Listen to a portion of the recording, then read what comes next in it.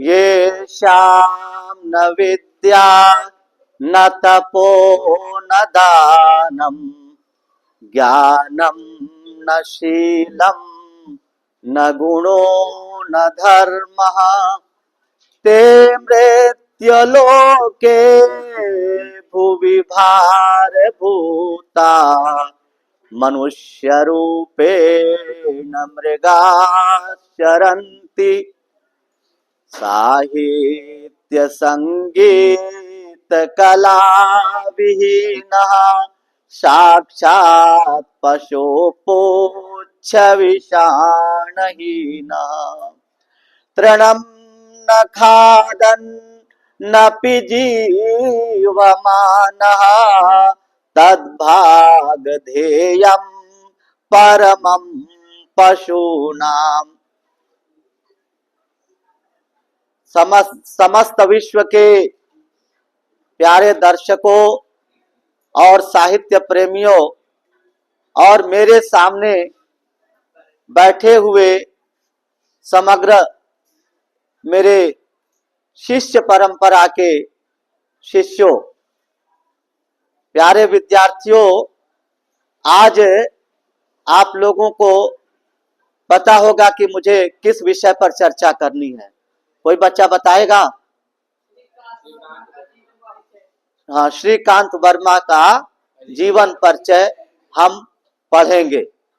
तो विद्यार्थियों, श्रीकांत वर्मा हिंदी साहित्यकारों में से एक हैं। उनका व्यक्तित्व बहुत विलक्षण था और प्रतिभा के धनी थे। हिंदी साहित्य के प्रति उन्होंने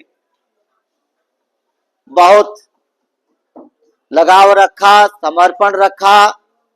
उनका संपूर्ण जीवन हिंदी साहित्य के लिए समर्पित हो गया। और प्यारे विद्यार्थियों, उनका एक पत्रकार के रूप में, आप पत्रकारिता पढ़ते हैं, जब आप पत्रकारिता की परियोजना का विषय बनाएंगे, परियोजना कार्य करेंगे, तो उसमें इनका भी नाम एक अवश्य जोड़ना, क्योंकि उन्होंने अपना जो जीवन प्रारंभ किया, वो जीवन प्रारंभ किया पत्रकारिता से। उन्होंने अपना जीवन कहाँ से प्रारंभ किया? पत्रकारिता से। तो इस प्रकार से उनका भी नाम एक सजग पत्रकार के रूप में, एक सजग हिंदी साहित्यकार के रूप में इन्हें माना जाता है और जाना जाता है। इनका जन्म 19 सितंबर 1931 में बिलासपुर में हुआ था। बिलासपुर, जिला बिलासपुर, मध्य प्रदेश में इनका जन्म कब हुआ था? 19 सितंबर 1931 में। और इनकी जो प्रारंभिक शिक्षा हुई वो बिलासपुर के ही एक छोटे से विद्यालय में हुई, है ना। और उसके बाद जो है 1956 में, ठीक है, 1956 में ये उनकी जो नागपुर में, नागपुर विश्वविद्यालय से, ठीक है, नागपुर विश्वविद्यालय से हिंदी में उन्होंने एमए किया। कब? 1956 में। ठीक बोल रहा हूं ना? नागपुर, कहां से एमए किया उन्होंने? नागपुर विश्वविद्यालय से, क्योंकि नागपुर सटा हुआ है। बिलासपुर से नागपुर जो है, नागपुर कहाँ है? महाराष्ट्र में। नागपुर कहाँ है? महाराष्ट्र में। तो महाराष्ट्र में नागपुर है। तो चूंकि महाराष्ट्र का बॉर्डर सीमा और मध्य प्रदेश की सीमा जो है ये लगी हुई है, सटी हुई है। तो नागपुर विश्वविद्यालय से इन्होंने हिंदी में एमए किया। और हिंदी में एमए करने के बाद जो है उन्होंने जो अपना जीवन की शुरुआत की, साहित्यिक जीवन की शुरुआत एक पत्रकार के रूप में की। ठीक है, एक पत्रकार के रूप में अपना जीवन शुरुआत किया। और इन्होंने कई पत्र पत्रिकाओं से संपर्क रखा। ठीक है, पहली जो पत्रिका थी उनकी श्रमिक थी, है ना। और दूसरी पत्रिका, दूसरा जो इनका पत्र था वो था कृति, दूसरा था कृति, और तीसरा जो था वो था दिनमान, और चौथा वर्णिका। ये 4 पत्रों से के संपादक रहे। 4 पत्रों का पर इन्होंने अपनी पत्रकारिता का कार्य किया। और उसके बाद विद्यार्थियों, उन्होंने अपने समूचे जीवन को हिंदी साहित्य में लगा दिया, समूचे जीवन को। और मध्य प्रदेश सरकार ने इन्हें कई पुरस्कारों से नवाजा। पहला पुरस्कार था तुलसी साहित्य पुरस्कार। पहला पुरस्कार क्या था? तुलसी साहित्य पुरस्कार। और दूसरा जो पुरस्कार था वो था आचार्य नंद दुलारे वाजपेयी। आचार्य फिर उधर आचार्य नंद दुलारे वाजपेयी पुरस्कार था। ठीक है बेटा। और उसके बाद क्या हुआ कि केरल सरकार ने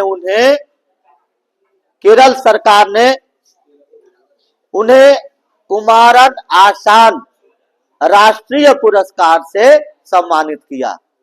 केरल सरकार ने। कौन सा पुरस्कार था? कुमारन आशान राष्ट्रीय पुरस्कार।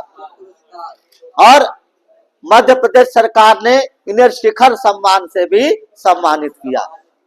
ठीक है, शिखर सम्मान से भी इनको सम्मानित किया गया।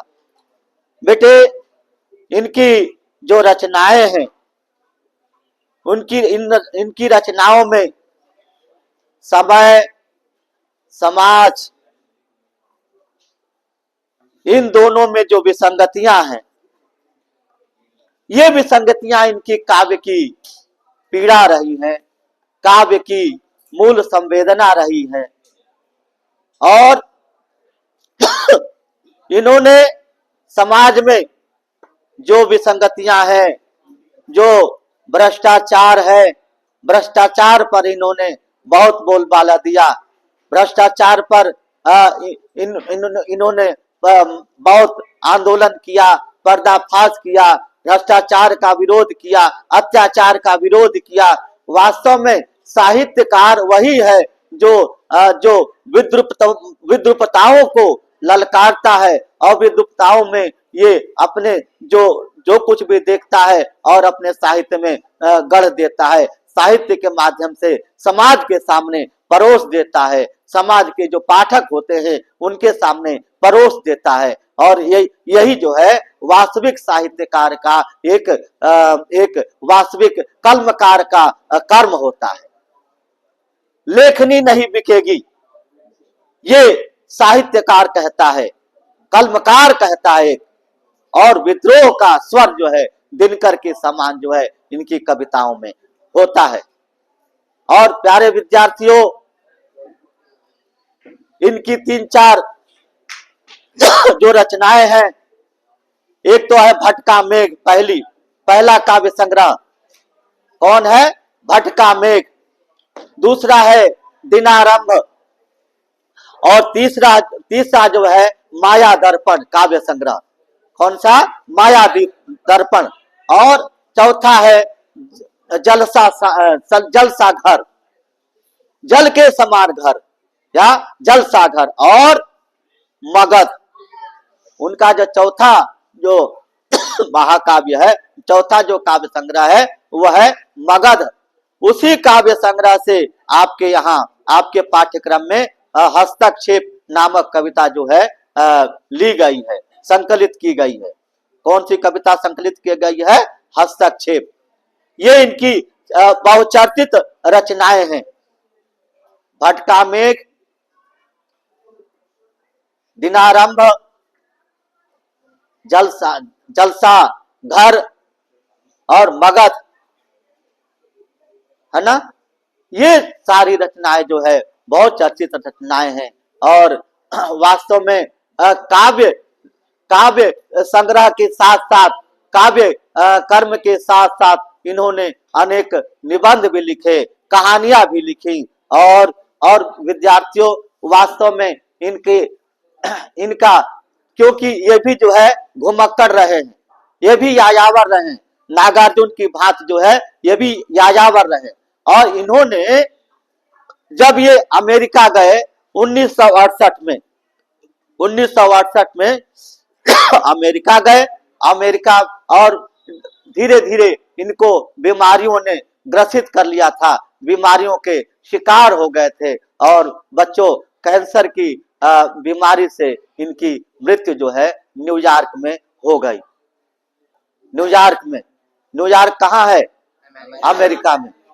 हाँ, तो न्यूयॉर्क में जब वहां थे वहीं कैंसर से कैंसर जो उनका बढ़ गया और वहीं उनकी मृत्यु हो गई। तो अनेक साहित्यकार इन्होंने अपने साहित्य के माध्यम से समाज को, राष्ट्र को, सरकार को झकझोरा और समाज में जो विसंगतियां थी उनको तोड़ने का प्रयास किया, उनके विरोध में आंदोलन किया। समाज में सुख शांति होनी चाहिए, समाज में अव्यवस्था नहीं होनी चाहिए, समाज में वास्तव में जो असमताएं हैं, विषमताएं हैं, उन विषमताओं को हटा देना चाहिए। जो बेरोजगारी है, भूखमरी है, निर्धनता है, ये जो है ये त्रासदियां नहीं होनी चाहिए। इन पर बहुत कुछ लिखा। और मगध में मगध नामक कविता के माध्यम से इन्होंने जो कुछ भी लिखा वो, और उन्होंने कहा कि वास्तव में जो सत्ता है, सत्ता जो है जब तक इन पर नकेल नहीं कसी जाएगी तब तक सत्ता सुधरेगी नहीं, तब तक व्यवस्था सुधरेगी नहीं। तो ये व्यवस्था जब तक सुधरेगी, इसके लिए वास्तव में उन्होंने जो कुछ भी लिखा, जो कुछ भी कहा, समझा, और वो वास्तव में उन्होंने किया, और समाज के लिए उन्होंने अनेक प्रकार की बातें की। और जो है थोड़ा पोज करना बेटा, पोज कर दो। तो इस प्रकार से विद्यार्थियों उन्होंने जो कुछ भी देखा, समाज में समझा, भाला, उन्होंने लिख दिया। और समाज में जो साहित्यकार होता है, जो कलमकार होता है, वह अपने साहित्यिक लेखनी से कभी चूकता नहीं है। जो कुछ भी समाज में देखता है, भालता है, वो अपने साहित्य के माध्यम से जनता को परोस देता है, पाठकों को परोस देता है कि देखो भाई समाज में क्या हो रहा है। और वही कार्य श्रीकांत वर्मा ने अपने साहित्यिक जीवन में किया। और उन्होंने उनके जीवन में कई उतार चढ़ाव आए, और उन्होंने उनका परवाह किए बिना हिंदी साहित्य आंदोलन से जुड़े रहे। हिंदी साहित्य आंदोलन को उन्होंने बरकरार रखा। और विद्यार्थियों इन्हीं शब्दों से के साथ अपनी वाणी को विराम करूंगा, 4 पंक्तियां कह करके, और मैं उनको श्रीकांत वर्मा जी को सच्ची श्रद्धांजलि अर्पित करूंगा कि जो भरा नहीं है भावों से, जिसमें बहती रसधार नहीं, वह हृदय नहीं, वह पत्थर है जिसमें स्वदेश का प्यार नहीं। अंधकार है वहां जहां आदित्य नहीं है, अंधकार है वहां जहां आदित्य नहीं है। मुर्दा है वह देश जहां साहित्य नहीं है, मुर्दा है वह देश जहां साहित्य नहीं है। तो इस प्रकार से विद्यार्थियों आज मैंने इनके जीवन वृत्त पर चर्चा की, श्रीकांत वर्मा जी के। और कल जो है मैं आपको ये जो कविता है मगध की कविता उसको कल पढ़ाऊंगा, हस्तक्षेप कविता पढ़ाऊंगा, और सभी बच्चे किताब लेकर के कल ध्यानपूर्वक आएंगे और क्लास में किसी प्रकार का कोलाहल नहीं होना चाहिए। अच्छा नहीं लगता, शोभा नहीं देती। बहुत बहुत धन्यवाद, साधुवाद। आपने मुझे सुना और एक इस शिक्षण कार्यक्रम को आपने सफल बनाया। तो इस सफल बनाने के लिए, कार्यक्रम को सफल बनाने के लिए आपको बहुत बहुत कोटि साधुवाद देता हूँ, मंगला शासन करता हूँ।